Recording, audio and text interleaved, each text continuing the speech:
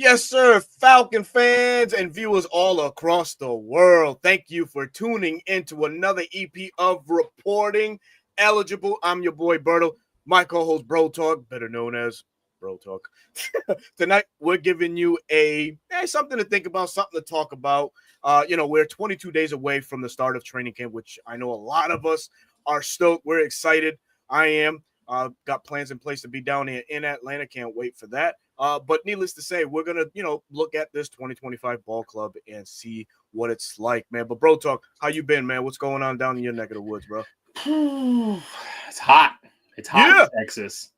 We had a random rainstorm, and then it got humid. So it's hot. It's been long. Work's been long. But yeah, 22 days. What'd you say? 22 days away from training camp? Yeah, 22 days away. Finally. Something more to talk about, Our little football vacation is coming to an end. For sure, man. Definitely, man. Shout out to real quick, the folks in the chat. Dwayne Ruffin from sunny SoCal, no stranger to the heat. He's out there in California. What's going on, brother? Mom, how are you? Man, it's your mom. Hope everything is good with you. Yeah, I love you. And I went there calling her my old lady, vieja, in Spanish. You know how disrespectful that is in some cultures. Hey, I won't do that to you, mama. Señora, muchas gracias por estar aquí hoy en la noche. Amen. There it is. But we do got a little bit of tidbit to go through, and that's regarding the Falcons. They made some news. One player in specific, Drake London, cracks the top 100 list at number 97. And I got a quick little not trivia question, but a little quiz for you guys that are watching. Who was the last Falcons wide receiver to make the top 100 at the wide receiver position? So drop those comments. No cheating. Yeah, no cheating. It's got to be from here.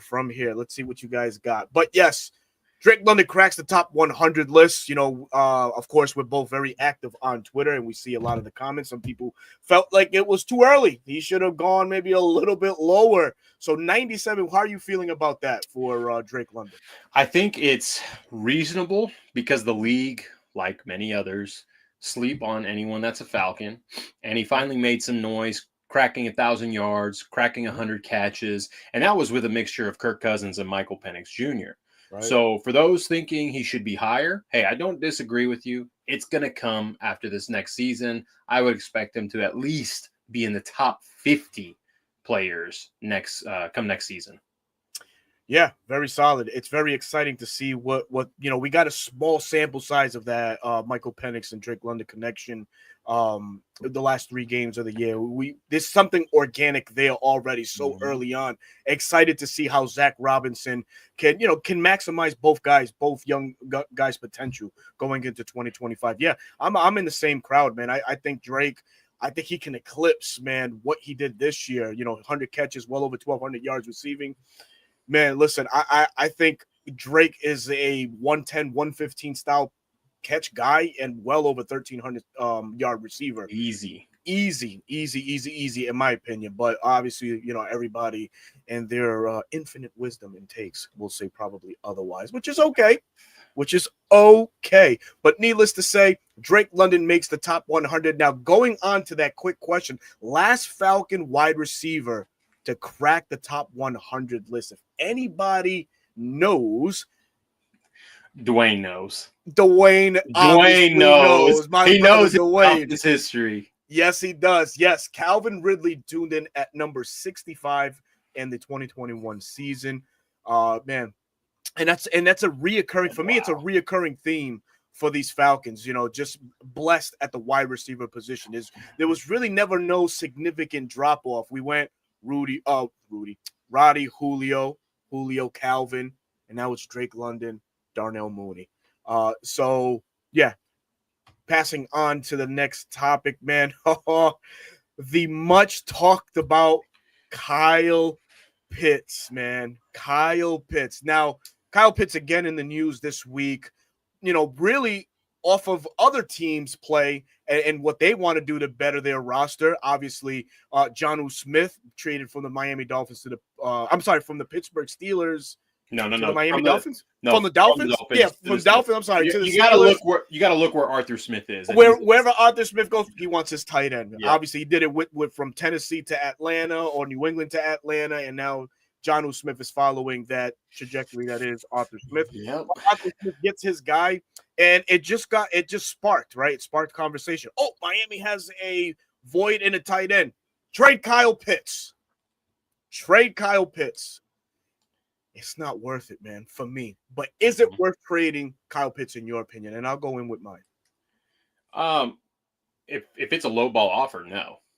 Absolutely not. But if a team's offering you a second round pick, I'm kind of looking at it. It's like, oh man, that's hard to pass up, especially depending on who's going to be second round pick. You know, initially people were like, well, now Miami has a need at tight end, which I still think they do, even though they got a old rapper boy Darren Waller out of retirement and traded for him.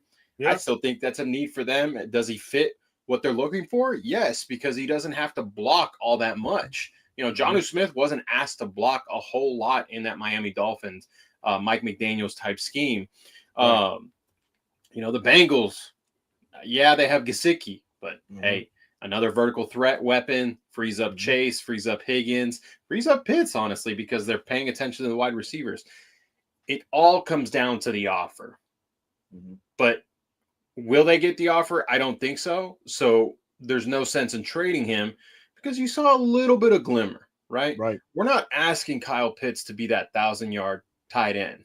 Do we want him to be? Sure. Hell yeah. Absolutely. You know, live up to the 4th overall pick, but just to be productive, do your job, and you know, the fan base will be happy.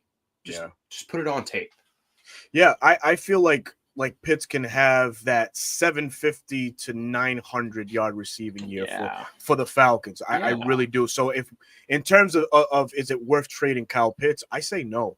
Obviously, you know, you know, you look at second rounders, potential third rounders, then you're like, maybe. But the problem is where are you going to substitute that production within this roster? Do we have somebody capable and is ready to step in? So my only counter argument to that is if you're looking for tight end production, if you look at last year, the reason Kyle Pitts didn't get the production is because it's not in Zach Robinson's philosophy to utilize a tight end like a Minnesota, like a Kansas City, like a, you know, Detroit. whoever, you know, exactly. Detroit, now going to be Chicago. So if that changes this year and Pitts is going to be, you know, what is it, schemed up to get open, right? Then you keep him. But if he's not, if the tight end position's an afterthought, then it's like, okay, you know, that's when the gears start turning. And it's like, okay, is it really worth it? And I hear what you're saying, because no other tight end on this roster has the production that he has. No one else on this roster, tight end wise, has the level of athleticism and ability to attack vertically, because that's Pitt's strength, right? Pitt's strength. Attack the defense vertically, right? It's not this short stuff. Now, granted, if he gets the ball in his hands, he can make things happen if he goes north and south, but that's really it. So my biggest question is, what is Zach Robinson doing? He says he's going to be a key part of the offense, right? But talk is cheap. Show me, Z-Rob. Show me. Yeah, show me. We're at that stage, and I think the two key things that Pitts has going with him in 2025, he has Zach Robinson again as his OC, and he has Michael Penix going in as quarterback again. And if the small glimmer of hope that was that Washington game is what we as fans have to look forward to, then okay, then I think there is going to be some magic with Pitts and what he can do for this Falcons offense. And if we don't necessarily need to make him the focal point of the offense. I think it's already established who the focal point is or what the focal point is, and that being Bijan Robinson. But if Kyle Pitts gets going early, holy shit, is this offense going to be hell on wheels, because now just in line, you got to account for Bijan and Pitts. And we're not even talking about the perimeter guys and Darnell and Drake London.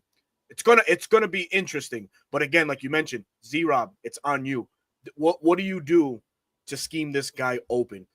Last year, there was an article that came out right around this time when Z-Rob was, just getting to know what he had on offense and things like that, and what they were asking Pitts to do. Now, this is an old story that it has to be brought up, right? Yeah. Kyle was obviously learning, still learning the nuances to the tight end position, but he was also being asked to play wide out, wide receiver, or learn the intricacies of a wide receiver as well. Is this the year that Pitt says, all right, I'm good to go, I'm ready to roll, and we get the production desired from Kyle Pitts?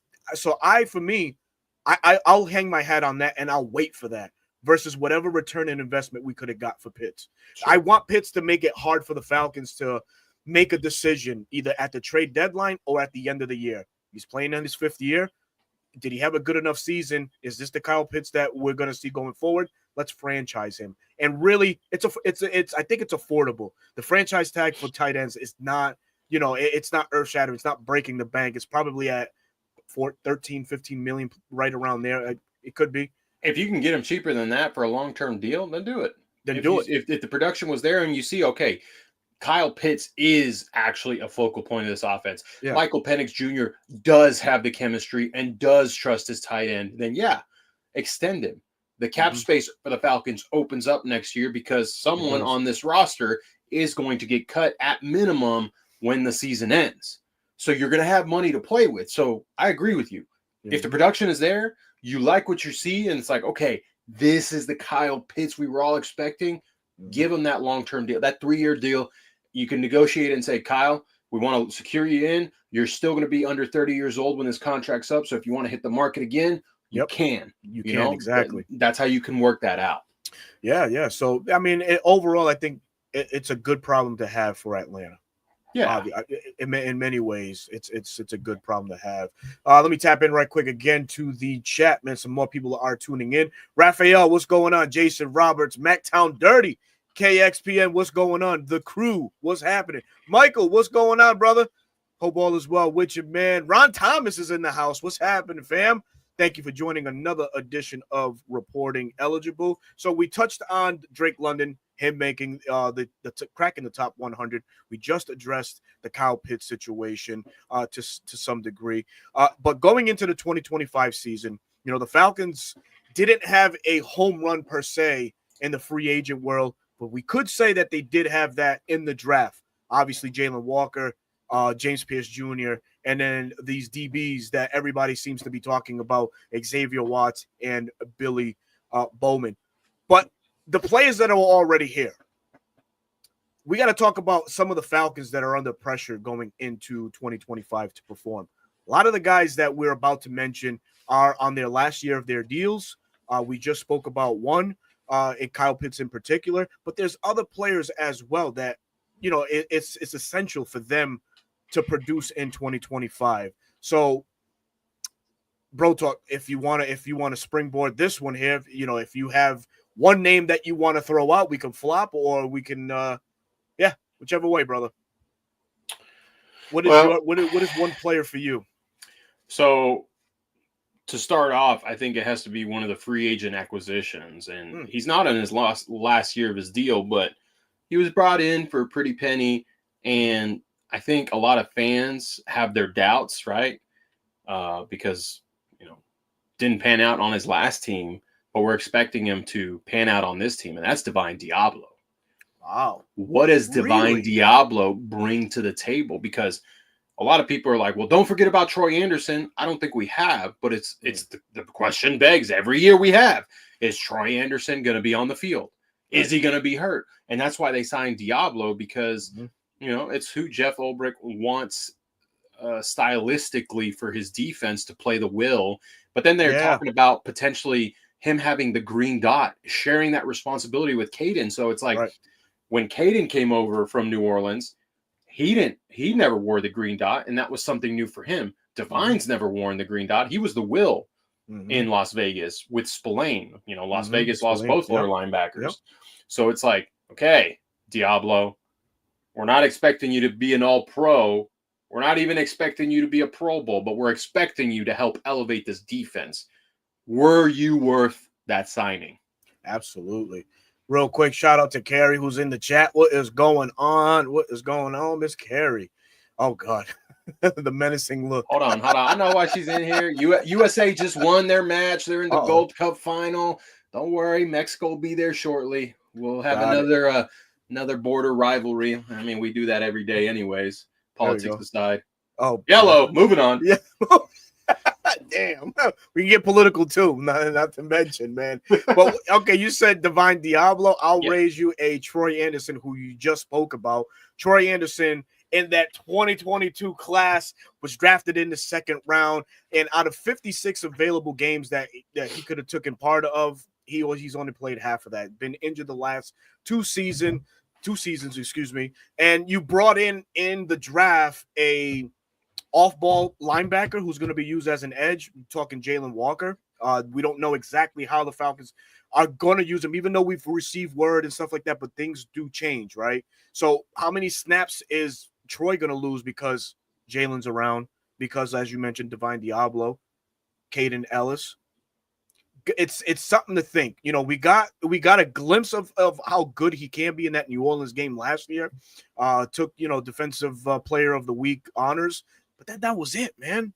He just left so much to be desired. And I'm rooting for this kid because I really feel like Troy paired with Divine give us an uber athletic pair at linebacker. Guys that have range, are rangy linebacker guys that can just go into zones and really take certain zones away from reads and concepts from offenses is going forward. But it's heavily dependent on how Troy can play, if Troy can stay healthy, man. I'm just not confident in that, man. The best ability is your availability, and it hasn't been that for him.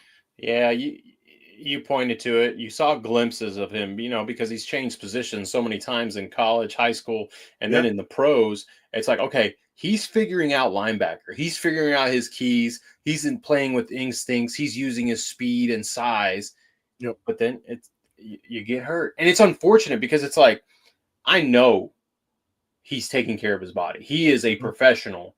And those guys spend uber amounts of money, uber amounts of time in the facility to make sure that their body is right for the beating that they take during the season. Yeah. So it's just unfortunate, right? And it's just kind of it for him, You got to be on the field. If he can stay healthy all year and just be productive, I would expect him to be back after his contract being up, Okay, we got some lineman talk here from the great by guess who? Who else, baby? I think he'll have a good year, but Bergeron is under some pressure. Got to show. Let me put this up. What the hell's going on with StreamYard today, man? Got to show progression in year 3 of year 4 to make that contract extension easier to do. Yeah, I agree, but I feel like Bergeron's gonna take a huge leap forward, man. I think he is slowly. Maybe he does this and then does this. I think he's making that climb. He doesn't make my 5 players that's under pressure. To be honest with you. Nope, mine's neither. Somebody that plays alongside him does for me, and that would be Ryan Newzeal. Bingo, he's on my list too. Ryan Newzeal for me, yes. I obviously took over for Drew Dahlman when Drew Dahlman went down, and he filled in admirably. The offense didn't really skip a beat. 587 snaps, 1 sack allowed, but 7 penalties he did commit from the center spot. So obviously there's some cleanup there. I know him and Dwayne Ledford probably working on techniques, small fundamental things just to get in sync with the rest of the guys. And now a full year with the rest of them, I dare I say, he might be a top 10 center this year. Whoa. You have some elite guys to the left and to the right of him, or soon to be elite and an elite guy as it is already, right? Let's see how good Drew Dahlman is in Chicago. Well, I mean, he does have an all-pro and a future Hall of Famer and Joe Thuney. What's his name? Jaron Jackson. He kind of didn't do great in LA, but he did great in Detroit. That's why he got paid. And Joe Thuney's still reeling from the ass kicking he took in the Super Bowl. Yeah, but he was playing. He was playing tackle. He wasn't playing his natural position. Fish out of water. I get it. I understand for sure. But I think Ryan Newzeal, I think he is under some pressure because obviously, if he shits the bed in 2025, then obviously all eyes are going to be on. Oh, Terry, why didn't you just drop the Brinks truck on Drew and keep him? So, that pressure there alone would be enough, right, for Drew Dalman. I mean, excuse me, for Ryan Musial. So it's a business decision that the Falcons ultimately made, right? Feeling comfortable with Ryan Musial. So I think in some degree, or to a lot of it, he's under pressure for me in 2025. I mean, I think we'll see a big drop off. Not big, but a little bit of a drop off because he doesn't have as quick a first step as Drew Dalman does to get horizontally and then up to the second level. Yeah. But it would benefit us if the plan was for Zach Robinson to go more to a gap scheme, which would allow him to use his size more. Yep. And then, those double teams climbing to the second level with Lindstrom and Bergeron, Lindstrom being the all-pro and then Bergeron on the cusp, if he has a great year, a Pro Bowl type guy. And those two would elevate Musial to just do his job and not, his snapping is better than Drew Dalman. What was the biggest gripe about Dalman? He'd have some high snaps and it was inconsistent where it was going to be. Dalman having a full camp and an off season with Penix is going to benefit us, right? And then getting those 8 games really got the coaching staff, right? Because I'm sure Ledford had to sign off on it. Absolutely. Raheem, Zach Robinson, yes, Terry, we're comfortable with him as the guy if you can get a deal done, which then led to this. So I do agree he's under pressure. That's why he's on my list too. Mm-hmm. But I think the pressure will be relieved after the first 4 games as long as he does his job and minimize those penalties. And you hit something key too. Zach Robinson, and I'll throw in Dwayne Ledford's name too, because both of those guys have to realize and recognize what they have as far as talent and their abilities and inabilities. So you coach up obviously the inability, but you also have to pivot and maybe change up some things to fit Ryan Musial, to hide those deficiencies. So it really, it's on obviously the coaching staff and their creative input on how they can minimize pressure for Ryan Musial and the rest of this offensive line. But enough about Ryan. Who's your next guy? Oh boy, it's someone that's been kind of thrust into a spot that he needs to really step up. Oh, okay. So it's a trench guy. Someone, second guy in the trenches, right? Oh shit. I'm talking about someone that was drafted as a raw talent, and that's Rook Oro. Ooh. You cut Grady Jarrett. Okay. He signs elsewhere. And you had his replacement to learn under him, who showed flashes. There was some good stuff that he showed, but it wasn't consistent. Now, granted, he wasn't the starter. He was rotated in, but it's okay, Rook, you're the guy now. Mm-hmm. Now, granted, we are in an attacking style front. Nate Ollie has said that, right? We're going to get after it. Yep. So that may benefit Rook as well as the rest of the guys. But it's okay, Rook, you're going to be the first down and potentially third down guy. You got to get it done and get somewhat level of the production that Grady did for year in and year out. And I think is excellent. Yeah. And, he mentioned, I'm starting to catch up to the guys that have been playing ball since they were 5 or 6 when I started when I was 16 years old. And that's a big deal. A lot of people don't realize it. The kids that start early on and work their way through, more reps, more, just knowledge of the game. And you have a kid that was just athletically gifted, thrust in there, good enough to get drafted in the second round of the NFL. If he can figure it out, boy, oh boy. But there is some pressure on those shoulders. I have to agree. And just interesting. I think we talked about this last week, or maybe not. We highlighted Brandon Dorlus. So for me, it was fascinating that Brandon Dorlus was getting more of the spotlight than Rook. And Rook is the higher, draft capital guy than Brandon Dorlus was. Now, is it because of versatility and everything that Brandon Dorlus did in his collegiate, in the collegiate level? They want to translate that to the NFL in this attack style front that Ulbrich and Nate Ollie are infusing. But for you to pick Rook, man, it's, I almost went there, but I just have a feeling they're going to count on Rook on third down situations more than they will on first and second. Okay. I think on a base, they talk so much about the big ends. So I think that's a job for maybe Zach and Brandon and Omenyata early downs, and then maybe spread go to more to an odd man front on third downs and for third down defense. And maybe that's where you kick in Brandon, infuse Rook, because those two could probably play well off of one another. Brandon has a good first step, and so does Rook. So maybe that's where the attack alignment that this defense wants. Maybe that's where it gets going, in my opinion, for Rook. So interesting one there. I like that. I dig that. That's out there. Just a second year guy already getting some pressure put on him, rightfully so. Like you mentioned, you play next to Grady. Now you're pretty much Grady for our defense. Can you live up to the bill? But shout out Big Low Country Sports. The tribal chief himself is in the chat. He says, "You're right. Bro talk, gap scheme, or outside zone would be beneficial for New Zealand." And that's O-lineman talk all day. Before we get into the next guy, DB Takeover says, if Pitts wastes Penix's first starting year, I'm going to be pissed. Well, he has plenty of options. Dude, I doubt worry. that he's gonna do that, man. The good thing with a quarterback is they can pick and choose who they throw to. And progressions.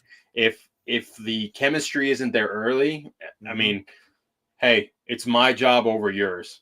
No hard feelings. It's not working out. I'm going to go to Drake. I'm going to go to Moody. Hell, I'll check it down to Bijan, Tyler, or even Werner if we're in 12, So you mentioned the name who?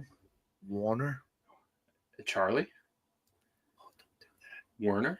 Oh, you did it, didn't you? Huh? Why would you say Charlie Warner as a threat or receiving in the same breath? No. I didn't say he was a receiving threat. Okay. I'm just saying, if it doesn't work with Pitts, there's nothing stopping Penix to being like, hey, there's Charlie in the flat. Let me just get it to him to get it out of my hands and see what happens. I'm not saying Charlie's not running no seam route or not. He's not running no 9 route, no digs, no corner. No, he's doing a flat or a stick route. That's or a little drag under route, something just to clear short. something out. Yep. Yeah. Gotcha. That's it. No, come on. I was going to go into a full CM Punk pipe bomb situation if you would have harped on that. Oh man. DB also goes, do we all think Trice can have somewhat same production as his last year at Washington? Not this year. Not this year. Not this year. You got to remember, coming off an ACL, it's tough to get, to get your feet or your legs back under you in just 1 year. Expect that production maybe in year 2. Yeah, you got to think, we saw Trice being able to walk mid-season. Yep. He's probably just starting his rehab. What I've learned over the years is, because you're in a brace and your leg is still, your quad, your hamstring, all the muscles around it, they weaken. They get smaller because they're not being used. So he's having to spend the whole offseason and potentially the first season back to re-strengthen that quad, to re-strengthen that hamstring to avoid further injury. Ooh. I got this one here. This is from our guy, Rise Up Dirty Birds. What's going on? Thank you for tuning in. Have y'all seen Penix passing yard bet line? Only 3,400 yards. Bro. For me, I'm smashing that over. Throw that money on that. Yeah, absolutely. I'm anywhere between 39 and 43 for Penix. I was gonna say he's gonna crack 4, but it'd be like 4 to 42. Yeah, safe bet, man. Oh boy, here's another one right here. There was the trade up for Rook too, and drafted him in front of Sweat and Newton. Great points, Johnny Newton. He had a good little year there for the Redskins, but I don't know. I'll let my guy Bro go into it on this one. Okay, you got to remember Johnny Newton had 2 foot injuries, 1 on each foot. Is why he fell, because if he didn't, he was a projected first round. Yeah, 100%. Okay. And then Grant, he hardly played last season. Yes, he showed flashes, but he had Jonathan Allen and Deron Payne in front of him. Now he'll probably get a little bit more playing time like Rook, because Allen's now in Minnesota. Yeah. So, hey, we could have drafted Johnny Newton, and everybody would have still been mad, because guess what? The same plan would have happened. You're going to sit behind Grady. You're going to sit behind Onyemata. You're going to get your feet right, and then you're going to learn. You're going to learn what we want. Sweat, in an attacking front, you don't have a true nose, right?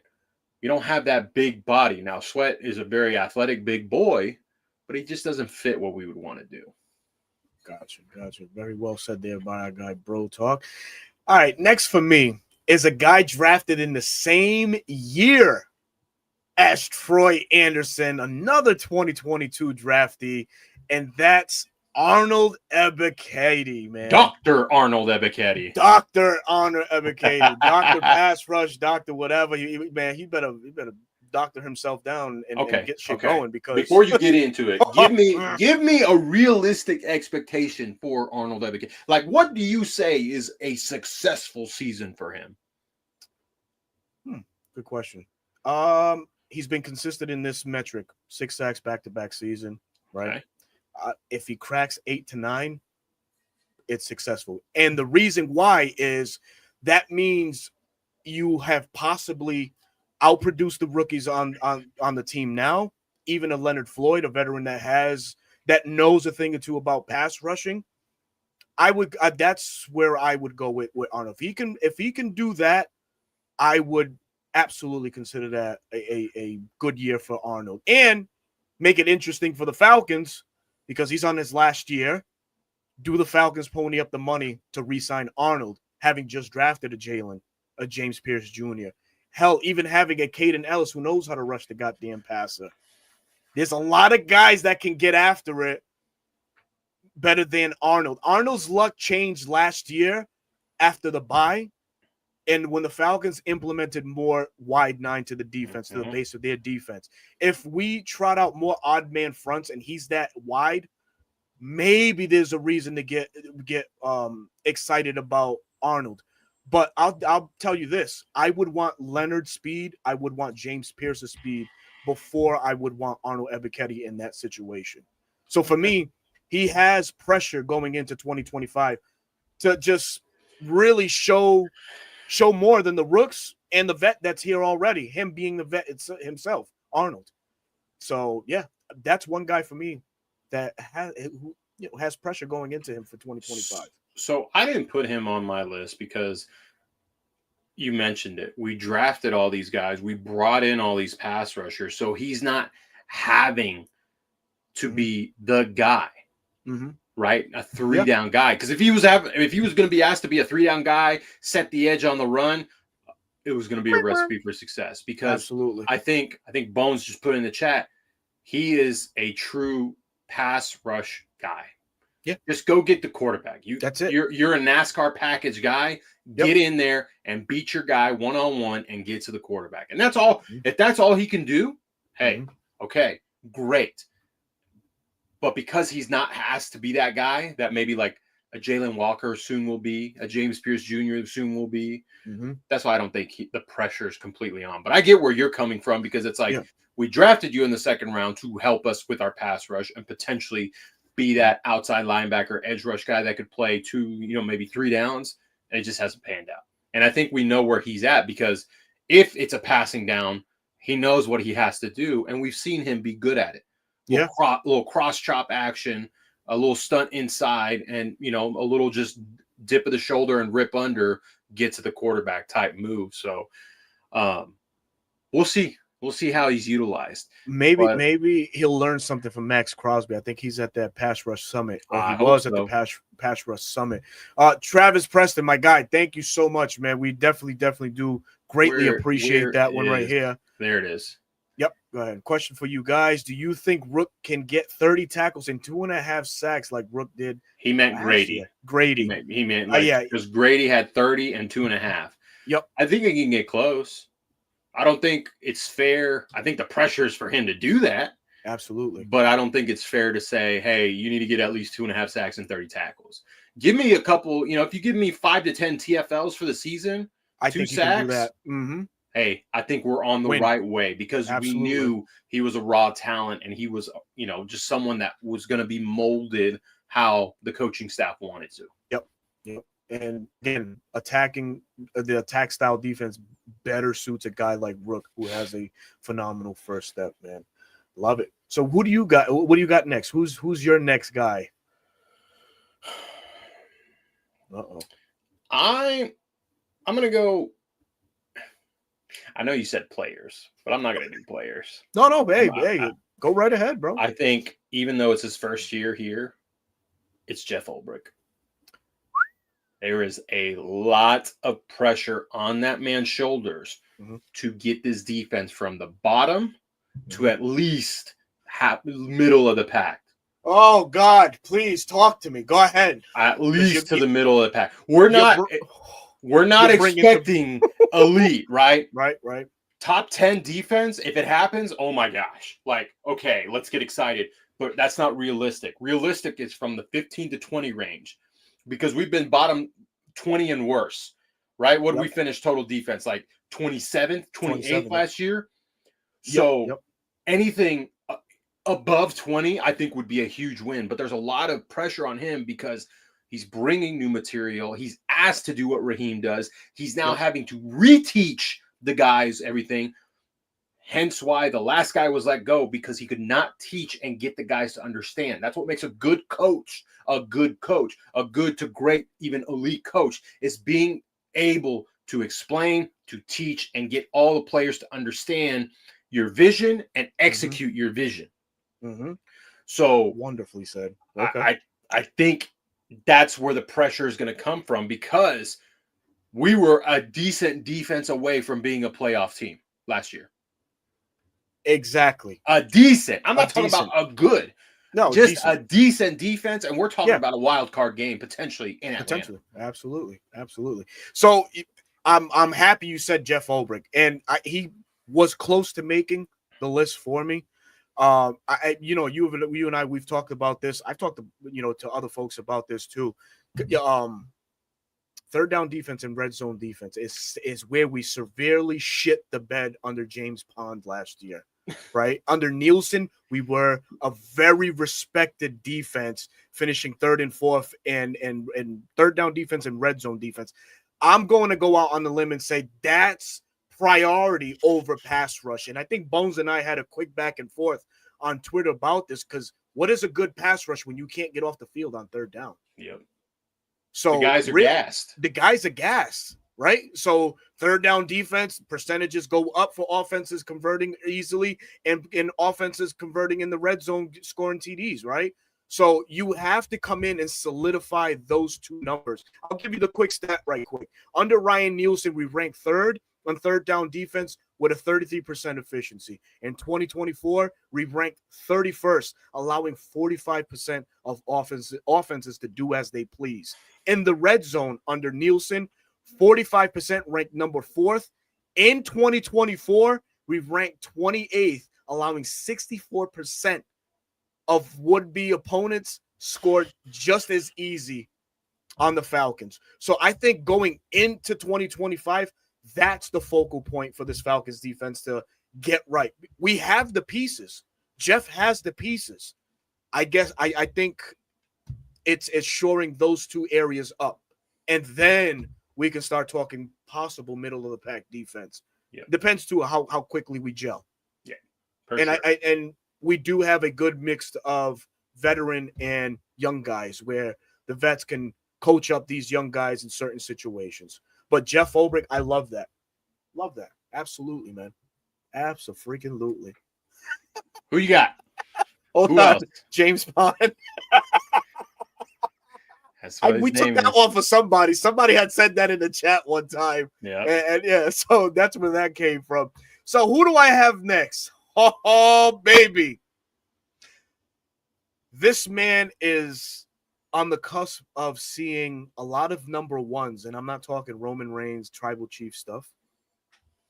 I'm talking number one in terms of edge rushers, pressure packages, looks, you name it.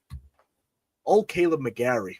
Caleb McGarry under pressure in 2025 to protect possible face of the franchise. We all say it's Bijan. Some would say it's Michael Penix.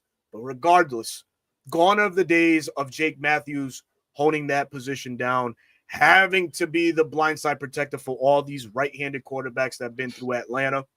Now that we have a left, it falls on Caleb McGarry. And what NFL teams like to do is lock in on your weakest asset or weakest link and attack it. A lot of pressure this year on Caleb. A lot of pressure. Does that force Zach and company to tweak the offense? I think it would be in their best interest to do that. More rollouts, not necessarily to the left, but to the right, just to, cut down the would-be block times for Caleb, because we all know he's a liability. And the stats, the tape shows it, but you can't argue what he means to the run game. He's a damn mauler in the right game. That right side is top tier in the league with Lindstrom and Caleb. It's an almost first down or a guaranteed first down when the Falcons rush towards the right side. But it's these passing down situations where I'm like this. I don't know what to think. I want to look away. Your thought? So I think you talked about it and you nailed it. It's all going to come down to the player, but it also comes down to Zach Robinson and being able to mask the issues, right? Yeah. He was a raw talent when he was drafted back in, 17? 19. 19. God damn. My bad. 19, no, you're good. You're good. 19. When he was drafted in 19, that was his big thing. Great lateral mover, can get to the second level, a mauler, but was still raw as a pass protector. And you see the same issues. What is he going in year 6 now? 7, yeah. Yeah, 6 or 7. Mm-hmm. And he's having the same problems he had when he was in college. Right. I follow Caleb on social media because he's one of the many players. I like to see what they're doing. Yeah. Some players are working on their craft. Some not so much. And as much as I'd like for him to work on his craft, maybe he is, and he's just not posting about it. Yeah. I don't know. Footwork is a big thing for him. Okay. He needs to improve his footwork. But if Zach Robinson can get him into third and short to where defenses don't know if it's going to be a passing play, yeah, that helps him out in itself. It sure does. Right? You could look at the Falcons defense. We were always in third and short. It's like, are they going to run? Are they going to pass? Our pass rushers have to think run first, then pass. That split second is enough for a quarterback to be able to find where he needs to get the ball. Mm-hmm. Okay. Now, is Caleb as bad as a lot of fans say? No. He's not a bottom offensive tackle. He's middle of the pack. Closer, not as close to the top 15 or anything like that. But he's not bad. He's okay. But that I understand why it makes you nervous, because it's like our quarterback was littered with injuries in college. Now you have a weaker blindside pass blocking offensive tackle. I think Zach Robinson needs to figure out a way to minimize the one-on-ones for Caleb against some of the elite edge rushers, because who are some of the elite edge rushers that we're going to face this year? Oh my God. Week 2. I mean, you got a plethora of them over there. Andrew Van Ginkel, Dallas Turner, things like that. Jonathan Grenard. Let's see. Yeah, there's a lot of good ones. There's definitely a lot of good ones. So it's trial by fire with him. We've seen him do good things. Now the Panthers drafted 2, just like we did. Just like we did, yeah. Nick Scourton and Princely, Yellen. Yes. 2 guys that Falcon fans also wanted, but are happy with who we got. Mm-hmm. So it's like, hey, they're in the division now. You had to deal with Brian Burns, and Brian Burns gave you trouble. He left. Panthers pass rush went down, but now they've got 2 young bucks that are trying to prove the world they should have taken me sooner. Yeah, right. Right. So it's not going to be easy, but Zach Robinson really has to do a good job game planning to help him out. Absolutely. Lisa says, I'm nervous about that, not going live. Hashtag McGarry. Rise Up says, that's why I'm glad we drafted Jack Nelson is a project guy, similar to McGarry. Great run blocker, needs to work on the pass protection. Right. And right here, question by the DB Takeover says, can the 7th round pick possibly replace McGarry? Not in year 1. I think we have other options. was that Storm Norton, I believe, is still on the roster. Yeah, but you never know. That's why you swing on late round offensive You do. linemen. And, Yeah. you know, the Eagles landed Jordan Mailata in the 7th round, a True. rugby player. Yeah. You just never know, right? You just never know. You just never know. Jones says, I'm less worried about Caleb if the center and guards have a good year and give Penix a wall. I think Penix can step in the pocket and make it work if that's the case. And also, you know, that's a true statement right here. Absolutely. Absolutely, Yeah. man. Yeah. That's the biggest thing, right? When you create a pocket, guys, it's essentially, see if I can do it like this, right? You're giving the quarterback this area. The guards and the center have about 3 yards of give that they have to wall off. The offensive tackles, they just can't get beat inside. Yeah. They have to create like a little bubble, get those edge rushers to take the longest route possible to get to the quarterback. Right? If the quarterback gets anywhere from 3 to 4 seconds of protection, routes develop, schemes open up, and that's when the ball should be thrown. Anything over that is a luxury, right? Look at the Eagles. I mean, yeah. You look at the Eagles, that's what you want a pass protecting front to look like. Gotcha. Next on your list, sir. Man, it's kind of like you kind of go through the players, right? And you're kind of like, okay, does this guy have pressure? This guy, I kind of want to go on a sleeper. I wouldn't say there's a whole heck of a lot of pressure, but I think there is pressure there. And I think it's because he's going to be asked to step up and make sure that leadership doesn't miss a beat. And that's Caden Ellis. Wow. Your leader of the defense is no longer there. True. AJ Terrell may be a leader, but he is a non-vocal leader. Okay. You need someone that's willing and able to speak up, check his guys, because he is the mic. He is the general of the defense. You got a new defensive coordinator. You need to make sure all your guys are in place and you're communicating with the back end as well. You could say Jesse Bates has that pressure, but I think it's more on the Mike linebacker, because how many times do you hear it? The Mike linebacker is the quarterback of the defense, right? So it's going to be his job. You have a new guy next to you in Divine Diablo. You have new edge rushers. You have new defensive tackles. You have similar secondary, but you're going to have a new nickel, most likely. Another safety back there with Jesse. So really, you only have Jesse, Onyemata, Mike Hughes, and AJ. That's it's your job to make sure all of them are in the right spot and communicating, right? Because now it's going to be a new defensive coordinator calling plays, potentially new lingo, new checks. It's on you, Caden. And I think he can get it done, but that's where the pressure is going to lie, making sure it gets done. Yeah, making sure it gets done. Oh, very interesting. I wouldn't have put Caden on the list. I just feel like he's surrounded with so much more talent. I felt like his job maybe could have became a little bit easier, because now you can actually take him and use him in better situations where he can have an impact. He had, his last season in New Orleans, 7 sacks. He comes to Atlanta, when his sacks go down. Last year he put up 5. This year, he could put up. I think he could put up 7 sacks again, 8 sacks maybe from that linebacker spot. Again, and that's because of the talent pool. That's another side of the coin, but he's being asked for the leadership aspect. He's not he is a Swiss Army knife, but he's not like Jalen Walker, who's coming in. That's just like, hey, go get the quarterback and set the edge right now. I think at some point, Jalen Walker will assume the leadership role because it comes natural to him. And that's what he had at Georgia. He's a coach's son. That comes natural to him. Who knows? He may take that on as a rookie. We've seen that before. Matt Ryan did it as a rookie. He took the leadership role.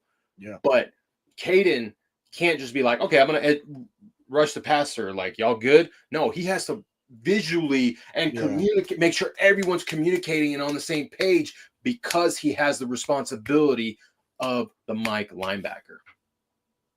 Very, very interesting. I like it. See, that's what it is. Our list, maybe we hit on 1 or 2, but definitely different perspectives always brings out the best in content, man. Let's see.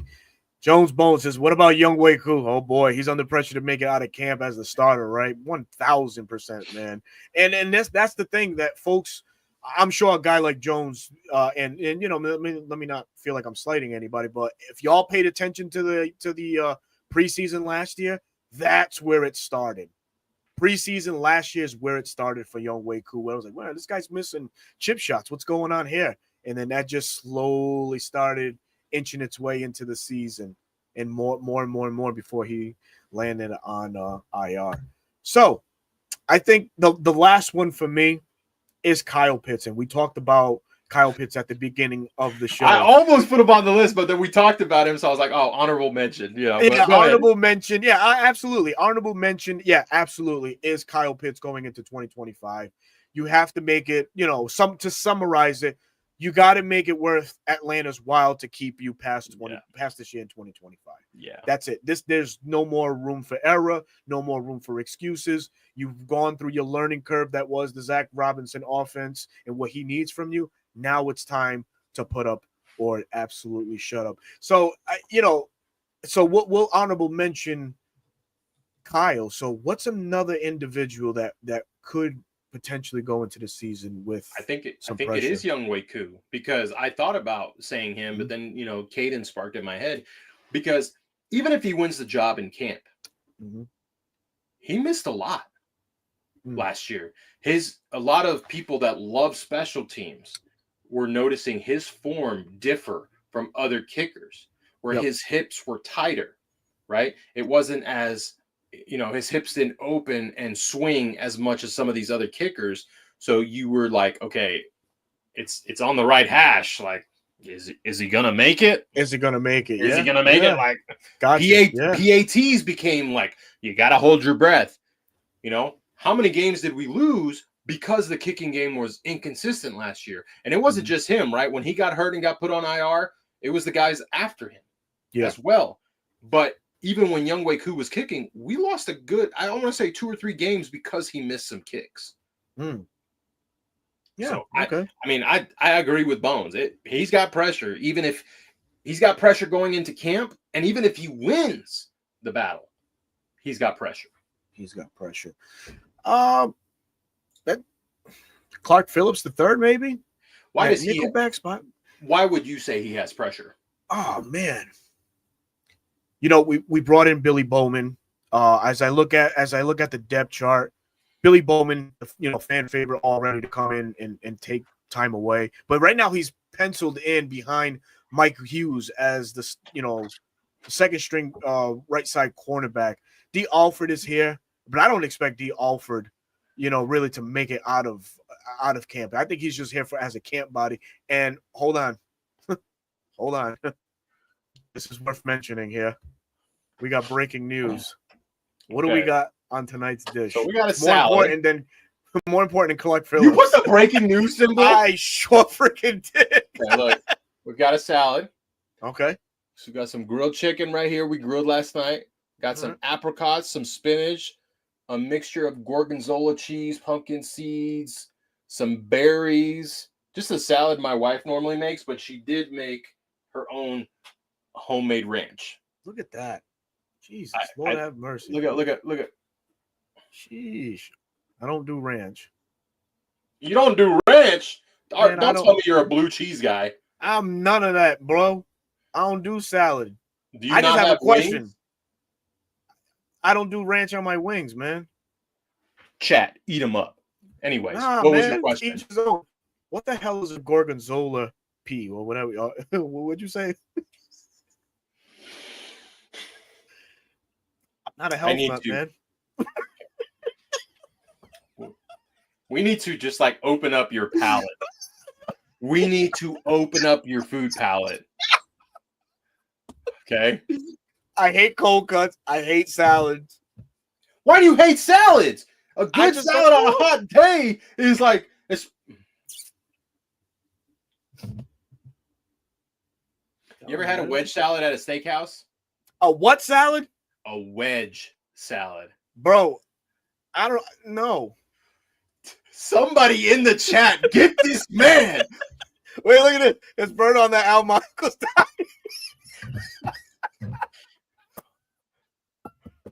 Wow, man. I'll do asparagus. That's a vegetable. That's about it, man. I'll do it fair. Fucking. I don't do none of that, bro. I don't do none of that, man. So Clark Phillips the third, for me. Guy that's going in to his third year with the Falcons, much like Zach Harrison, both were brought in that same year. And it just seems like he gets overlooked so much. He doesn't get the fair chance to start and compete. He did have a pick last year. Was it last year against Carolina? Yeah, it was last year. He should have taken it to the house. He should have, absolutely. He earned that. Yes, absolutely. He was clawing all game and actually had a fantastic game. I just feel like they don't give him a shot to just actually, just showcase his worth. In Utah, the kid was a baller. He was a baller. He played on the outside, and what he gets knocked for really is his height. But I think he's instinctual. I think the ball skills are there. I mean, his footwork is great. It's good, but then they say they don't listen to outside noise, dude. But everybody's making noise for Billy Bowman to be a part of that. I just feel like he's gonna get overlooked yet again, and just put that much more pressure for him to find a way to earn some snaps of playing time on this Falcons defense, man. Why do you think he wouldn't have earned that starting spot? Because, besides the fact that Mike Hughes had a good year. Yeah. But he was still splitting time with Mike Hughes. I think the mentality of Raheem giving the vets all the opportunity to earn their keep, so to say, is what's hindering him too, in a sense. He's a guy that really hasn't cut his teeth in the NFL per se because of the amount of time that he's put in, versus a guy like Mike Hughes who's been around, obviously AJ in all his pedigree and stuff like that. So maybe that, I don't know, but I just feel like he's not given a fair shot. I don't feel like he ever gets that to honestly, just show his worth. What would your alignment be for him? Like, where would you put him? I would stick him on the outside. I have no problem with Clark playing the outside, man. But Mike Hughes struggled in the slot, in the nickel. He did in the nickel his first year, but that was under Nielsen's scheme that he struggled immensely. So I mean, I don't know, right? Everybody runs different variances of others' defenses in some capacity. Maybe Mike Hughes. I mean, you could make the argument, Clark Phillips would be kind of like DJ Reed, an undersized corner that has great technical ability that could potentially, I could see it, but it just wouldn't make sense. You just signed Mike Hughes to this extension. You did. If you really had the faith and like, Clark, you're ready to be the starter, you would have just let Mike walk. Very true. Very true. So I really don't know what else, man. And then you drafted Billy Bowman. Bowman. Exactly. So that's you brought in the nail in the guy that was getting torched all season in D. Alford. Which shouldn't be hard to beat out if you're right. He shouldn't. Him and Kevin King should not be tough to beat out. Kevin King is our dime guy, and I liked what I saw last year. I would like Kevin King just be a depth piece. Depth piece, dime come in the dime, play in the box. Because he was run fitting like super well. He run fitted so well he fucking knocked himself out of a game. Well, yeah. Yeah. It's true. He did, but it's gonna be interesting once camp starts and then roster cuts start happening. I'm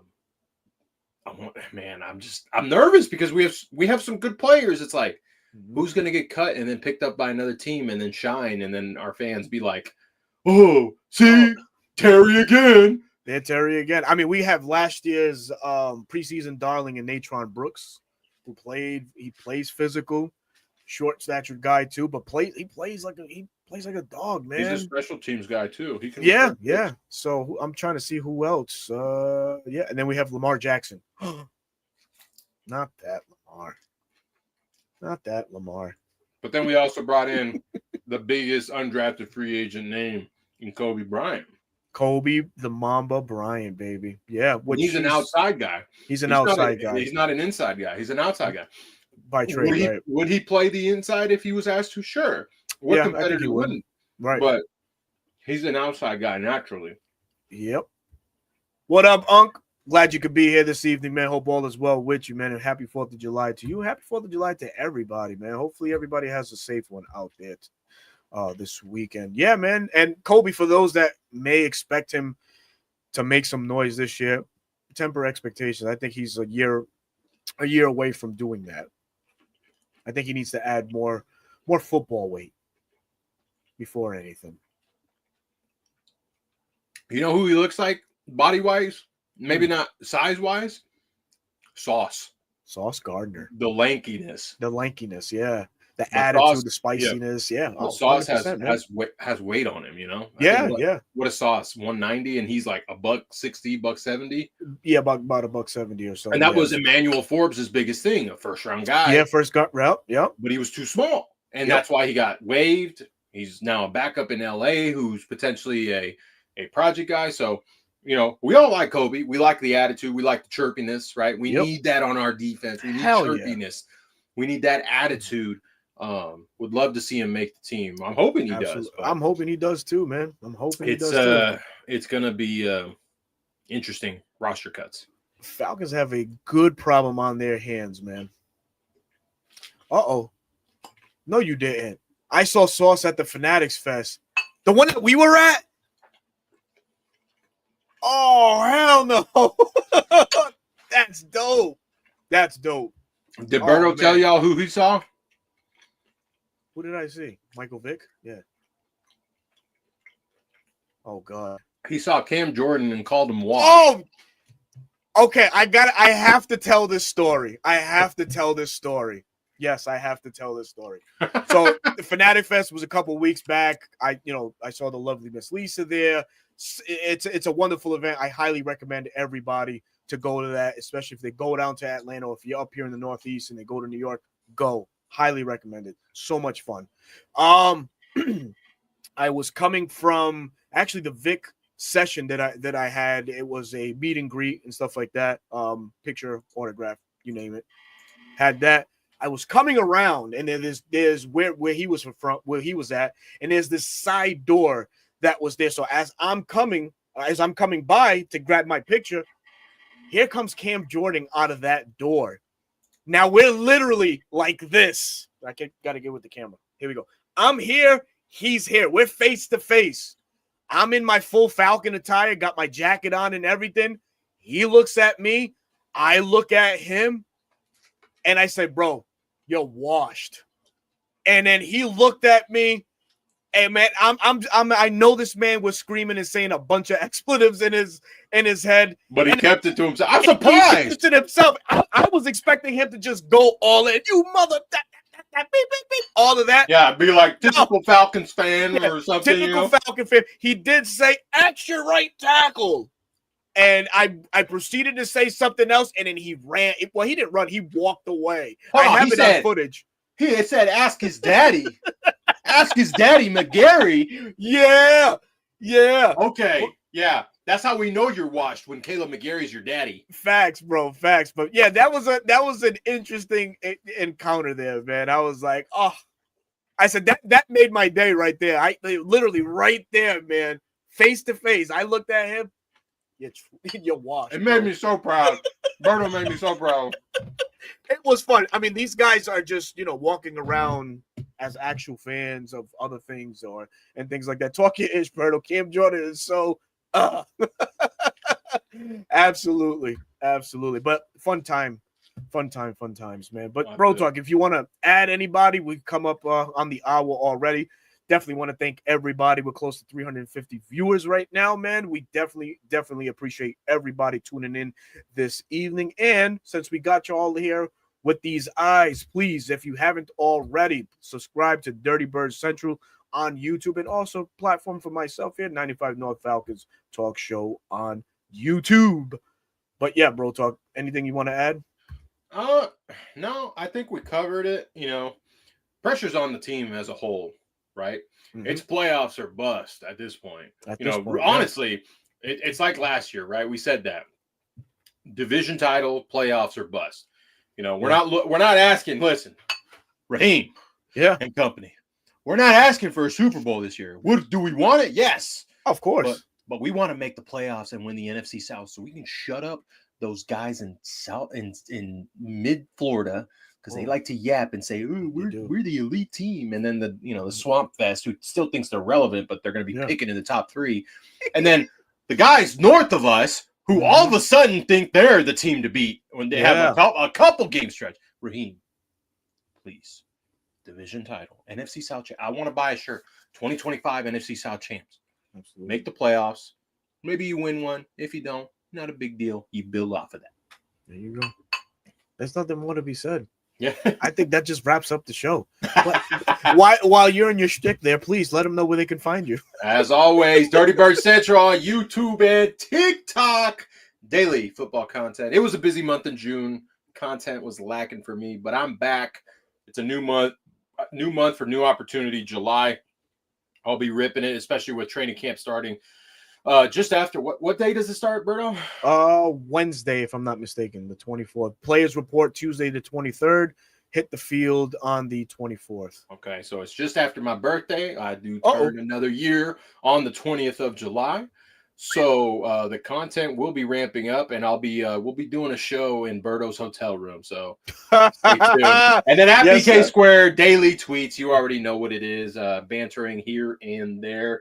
Oh, and by the way, the 2013 Seahawks would mop the floor with the 2024 Eagles. I'm just putting that out there. Putting out there for a reason. I saw that interaction. I'm like, holy shit, I'm not getting into that one, man.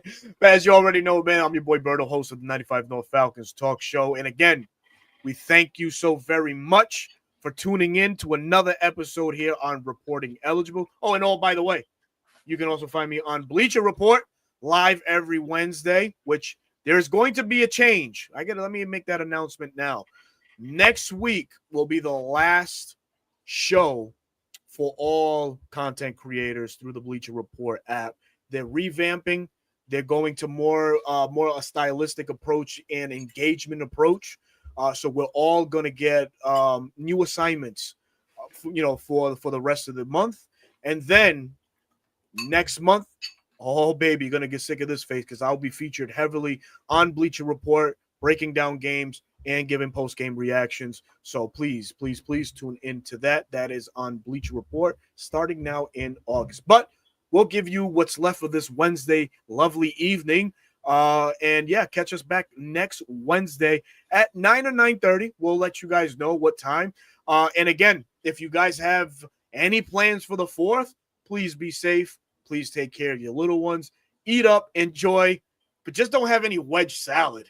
Who the fuck does that? Make sure your steaks are medium, not well done like this guy. I hate you. On that note, bye.